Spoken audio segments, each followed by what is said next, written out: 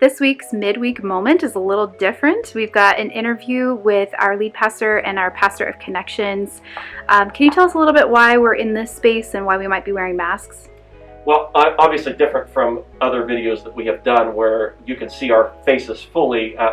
Reverend Kendrick and I are in proximity where we're probably relatively safe with masks on, but too close to be unmasked, even with a window open behind us. We're going to be in this space for as little time as possible today, but I appreciate your patience as you listen to us through masked faces as opposed to being able to see our lips. All right, so let's get into what brought us here today. What comes to mind when you think about Black History Month? So I grew up in rural East Central Ohio, and I didn't even know that Black History Month was a thing until I was probably in college. Now, we certainly covered within the course of our history classes some important Black figures, but it was kind of compartmentalized and set aside. We spent most of our focus on the so-called founding fathers or the major wars of our history.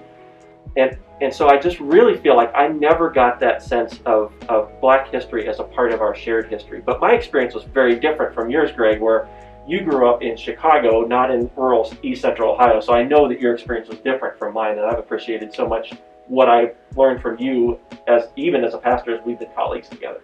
Yeah, so Black History Month for me, growing up in Chicago, it really was this big deal. We would have all types of celebration, whether it's in church or in school, where we would bring in food and we would study particular figures. And it was this awesome time of kind of coming together and learning and growing and celebrating who we were, particularly when we did it inside of our schools and had that moment of recognition. But it really wasn't until, even for me, when I got to college, that I began to take on this more nuanced sense, learn some of the historical background of why Black History Month the way it is. It was started by Carter G. Woodson, and he started it as Black History Week. And it was situated in February so that it was between the birthdays of Abraham Lincoln and Frederick Douglass, two prominent figures that he felt was important in the history of Black people. And for me, it was in learning some of this history and learning the evolution of Black History Month where I also began to realize that though we paid a lot of attention to what it meant to celebrate Black History Month in February, we didn't always have that same understanding of the impact of Black Americans throughout the year and how that impact was throughout other parts of American history and of science and of mathematics and other things. And so it was then in college and moving forward that I really began to try to investigate not just the beauty of Black History Month, but truly understanding the beauty of the contributions of Black people to all that we experience in society. What are some terms we should know? It's a good question. You know, one of the things that comes to mind is that we often use two words, at least interchangeably, and some may not may recognize one versus the other, but just to give just these two, one is African American and one is Black.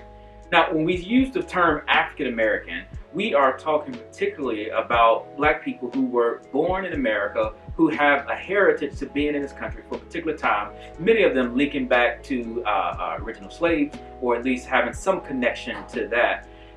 When we talk about Black, what we're talking about is a larger diaspora of people. And so when we say Black, we're talking about African Americans, yes, but we're also talking about maybe Afro-Latins in the Caribbean or in Central or South America. We also are talking about folks who are in Europe but are African ancestry. And so really this term Black really has a larger collective of people that in which we're talking about. It's linked back to people who are part of the African diaspora, many of which who are across nearly every continent that we experience and throughout many countries. And so understanding that when we talk about African Americans, we're talking particularly about those who are born in America and typically have some links and some heritage to America for several generations. When we talk about Black, we're talking about this larger sense of people who are part of the African diaspora across the world. Why should Church of the Saviour celebrate Black History Month? Well, first of all, Black history isn't just Black people's history. It is history, part of the entire history that we all share. but particularly at Church of the Saviour right now, given the events of the last year and our commitment to being an intentionally anti-racist congregation, we think it's really important for us to lift up the voices and the experiences of people who have typically been given less attention in the life of the church, and even more specifically in the life of this church, as we seek to become more fully who God is calling us to be. There's a lot of history that's important for us to cover when it comes to the church, thinking about the larger sense of Methodism in and of itself. So Greg, talk a little bit about the way that Methodism as a movement is intertwined with the history of Black people in this country. Yeah, the really unique thing about Methodism is what I always say, which is the message, right? Which is the sense that all people are welcome and loved and cared for by God. That God's grace is sufficient and is available to all people. And that message that was particular to Methodism, particularly in its growing days, along the eastern shore of America and down through the southern areas, was particularly attractive to Black people. A lot of the messages were, and the messengers, these evangelists and Methodist preachers who would go around on circuits preaching, they would not just preach to white people, but they would preach also to Black freed people and to Black slaves. And they ensured that this message of hope was one that was available to all. They did not have segregated tent revivals when they did this, and that made a big deal to the growth of Methodism, not just among Black people, but truly it was because of what it represented for America and what then the Methodist Church started as. We kind of lost our way in that because while there was a significant portion of the abolitionist movement was led by Methodist figures, we also know that as early as the beginning of the 19th century, Methodists were already beginning to be divided about that, and that message of inclusion where everybody was welcome at the table began to be lost. And in fact, there was a split in the Methodist Church that's an important part of our history, where the Methodist Episcopal Church North and the Methodist Episcopal Church South split. And that largely was over a debate over owning slavery, but specifically over bishops who owned slaves. And the compromise was that the church was just going to split and have two different expressions, so that one would be in the South where slavery was legal, and the other would be in the North where slavery was discouraged. But lest we start to think, well, because we live in the North, we must have been on the right side of history. We also know the legacy of the Methodist Episcopal Church in terms of the way that segregation then became part of that experience. We know, for instance, the most significant moment of confrontation around this came in Philadelphia at St. George's Church, where Blacks were relegated to being in the balcony and whites could be in the lower floor. And in fact, Blacks, although they made up a significant part of that church, were barred from holding office in the church or leading classes. And there was a very gifted leader within that church by the name of Richard Allen.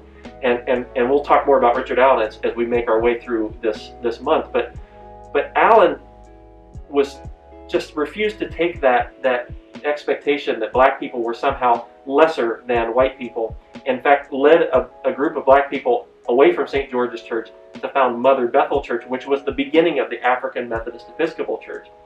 So when we talk about our linkage with Black history and the Methodist Church, we know that it's really a pretty mixed record, and we still have a lot of things for which we need to atone. How can we be a part of the celebration? Well, here particularly, I would ask that you would follow us on social media and through YouTube, as well as receiving some of our normal email communication throughout the week. Each 6 days of the week, we are going to highlight some particular things. On Mondays, you will hear from our children who began to talk about what Black History Month means to them. On Tuesdays, we'll highlight some significant historic places, particularly Methodist locations, in the history of Black people. On Wednesdays, each Wednesday, we'll continue again with a midweek moment, each of these having to relate to Black History Month. On Thursdays, we'll lift up some particular prominent Methodists that we should be aware of. On Fridays, we'll have a call to action. which would be an opportunity for us to leverage some of our own resource, particularly to help in the struggle and in the advancement of Black places and Black people, but also to bring us to awareness and things in which we may be able to grow in our knowledge. And then on Sunday evenings, we have a chance to experience some of the history through music, as we hear from some of our musicians here at Church of Saviour singing and joining in some traditional African American, some Black American music. Well, I think this is so important for us as a congregation, that there's an entry point for all of us. So if you're following us on social media, that's going to be really easy. Just pay attention to what Church of the Saviour is posting each of those days. If you're not, know that some of those things are going to come to your email inbox, but I want to encourage you to not just make that a passive receiving of those messages. So all of us can be kind of more assertive in terms of the ways that we engage with Black History Month throughout February. Again, we've talked about this as a part of an overall commitment as a church that is intentionally anti-racist, breaking down some of the barriers and divisions between racial distinctions in our congregation and in our community. But as we've learned throughout, and as we've been encouraged by Dr. F. Willis Johnson, who served as our scholar in residence, we don't just think about focusing on outside and other people's problems or big picture ways that we need to grow. We do that by looking within ourselves and doing our own work to be more aware and more educated around the ways that our history intersects with each other and how we can lift one another up as we continue to make our way as faithful disciples of Jesus Christ.